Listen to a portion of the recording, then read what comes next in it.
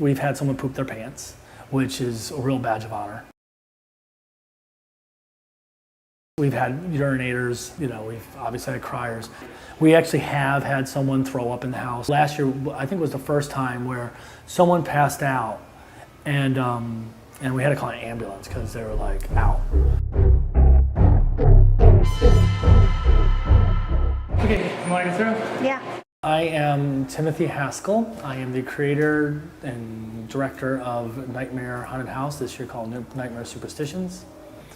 I am a theater guy and always will be a theater guy. So although I am, I guess, a professional haunter, I will never lose that bent on it. This is the Don't Say Macbeth inside of a theater. We built a little theater. Superstitions is a little bit like, staging, Timon of Athens. It's like you are some director or actor who wants to do like the most difficult play to actually stage and do it well. Yeah, remain close. People are superstitious, but to actually make them like a room in a house is probably a little bit harder to get your hands around. This is the ears burning room. There's over 2,500 names. I actually do try to treat it like a piece of art, like a piece of theater. Typically our audience wants shit to happen to them. Oh, sorry. But I do think that there are a lot of people who like to see really disturbing imagery and things that stay with them, even if it's sort of unsettling and upsetting. And I believe that they want that because it sort of taps into their creative sides. Oh, I didn't get you. You got me instead. It can't be esoteric enough that it alienates a certain part of our audience. People are like, not scary. You need more monsters with chainsaws.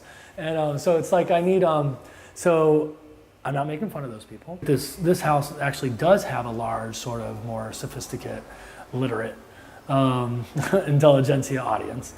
So if I go too heavy in one direction, like where it's just all pop scares, then the bridge and tunnel crowd loves it.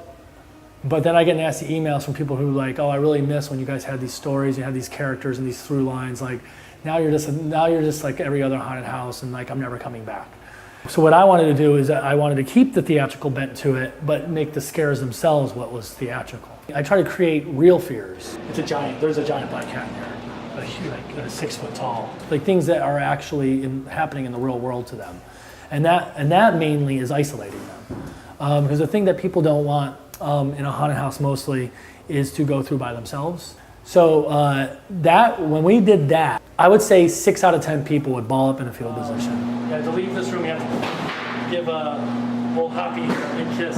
In the haunted house, we have a chart in the back when we scare someone out of the house, and we call them kills. If screaming is an applause, and if someone hyperventilating and crying is like a standing ovation, having someone leave the house hyperventilating, crying, and screaming is like, a standing ovation, and then an encore, and then another standing ovation. And the actors take it very seriously. They really, they want to be the ones that knock someone out of the house. I'm not going to there again. I've gone to a lot of haunted houses, and I build a lot of haunted houses, and I'm kind of obsessed with them at this point. It's Friday the 13th. I wonder if this works. Sorry, Marisa, I'm so sorry. I'm so sorry. It works. It's scary.